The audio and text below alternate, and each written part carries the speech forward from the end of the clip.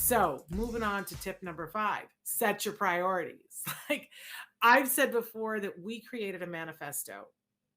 My husband and I sat down because it seemed like our world after our son was diagnosed was different.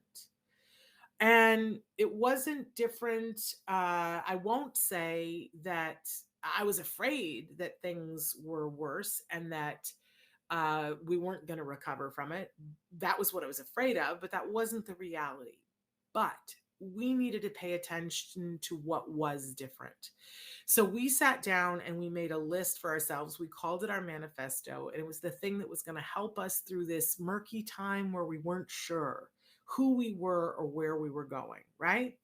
So we wrote out a bunch of things and then we rewrote it and we said, what's most important right now? Now, for us, we said that the single most important thing was, I will be honest, eventually I changed it, but the first thing was that our son be safe and be well, right? But part of the being well, which became the second one, was for him to get his early intensive behavioral intervention, which we got at CARD, by the way. And we said that him getting that full prescription, which for him was 40 hours, he was 3 years old. And we said, we got to go all in on this. So that's the next priority. And the next priority after that was not to be homeless. You want to talk about let's get real here? Not to be homeless.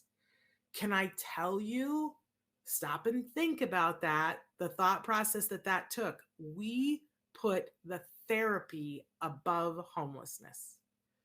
Now, you might choose a different order, but I think it's important to set your priorities. And to that end, to not be homeless, we knew that one of us, both of us had to be working, but one of us we had to prioritize so that we would have health care. So we prioritized my husband's job. That's what was fourth.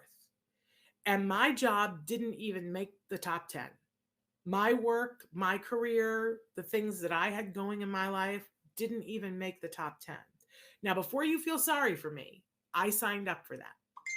I said, back burner. It wasn't gone forever. Look at me. I'm back here doing crazy things, right? I'm okay. But that was a choice that I made. I wouldn't ask anybody to make those choices unless it was theirs to make, right? And my husband said, "You're sure about this?" Yes, I'm 100%. Let's go all in. I needed that. I needed to be a part of what was going to happen. I'm way too much of a control freak. And I waited way too long to have my son to be like, let somebody else do that, right? So that became clear. We were like, okay, we got this under control. And we taped it to the inside of a kitchen cabinet. Great. And I felt like, okay, I know what we're doing now. We've got a new directive. We're going to do this new thing. Fabulous. But when I really saw the benefit of it was when something would happen. There was, in the second year that my son was doing therapy, there was an issue that came up, and my husband came to me and he said, I don't know what to do. He had been offered a role in a film. My husband's an actor. He'd been offered a role in a film, but he had to go to the desert for, I don't know whether it was 5 days or how many days it was that he had to go to the desert to film. And we had a pretty, crazy machine that was going. My son had to be driven here. This had to happen. This had to whatever. And I was still working. It just wasn't a priority, right? It was there. And if I could make money, great. But, if somebody had to call in sick, it was me. So my husband gets offered this, go film a movie. And he said, I don't think I should take it. And I said, let's get out the manifesto.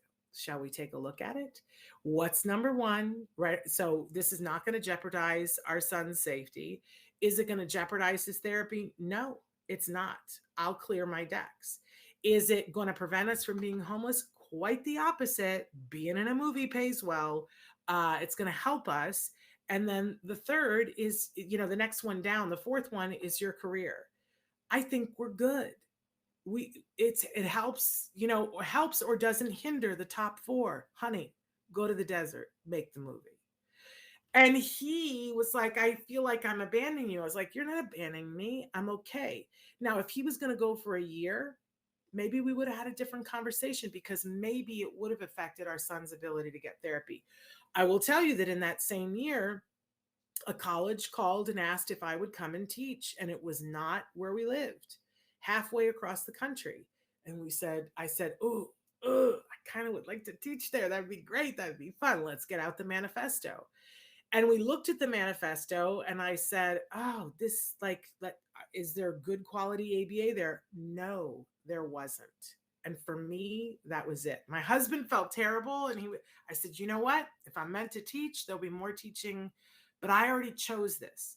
Now, later on, when our son was doing better, there was a time when we pulled out the manifesto and we said, you know what?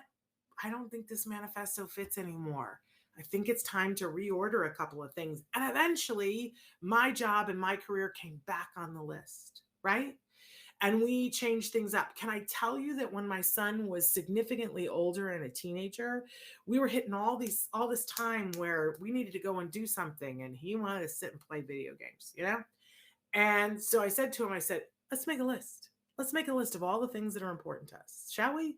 And we sat down as a family. We wrote everything down, and he participated in it. And I said, on this list, what's most important? And I let him choose. And we kept choosing and choosing and choosing. And I said, oh, okay, so here's our list of what's most important. Where's video games? Video games was like 42. He chose it as number 42. And I said, so when we got to go someplace or you got school, where is the video game on the list? And I said, and he didn't like that. Boy, he was like, I've been tricked. And I said, we can move it up. Where would you like to put it? Would you like to move it ahead of this? And he, no, that's not more important than that. Is it more important than this? No. It moved up, but I think it moved up to like 19. And then when I would ask him to put the video game down and give him time and, whatever, it was much easier because he understood this is a choice. I've already talked about this. And while it's fun, it's not a priority in my lifetime. So set your priorities, put them someplace. And then when tough stuff happens, you can look at it and have peace of mind. Or you look at it and go, you know what? This doesn't jive with who we are anymore. Let's change it. Let's reorder it and have it be, let's live with purpose, right? So set your priorities. All right. It makes a difference.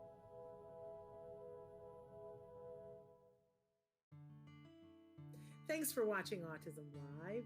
If you found anything helpful in this video, please give us a like. In fact, make sure that you smash that subscribe button on YouTube and give us a like on Facebook. You can also follow us on Twitter and Instagram for important updates.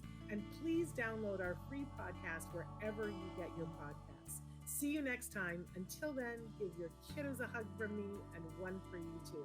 Bye-bye for now.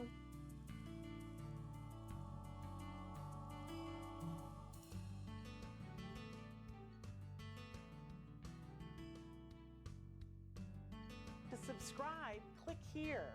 And if you'd like to check out some more of our videos, click here.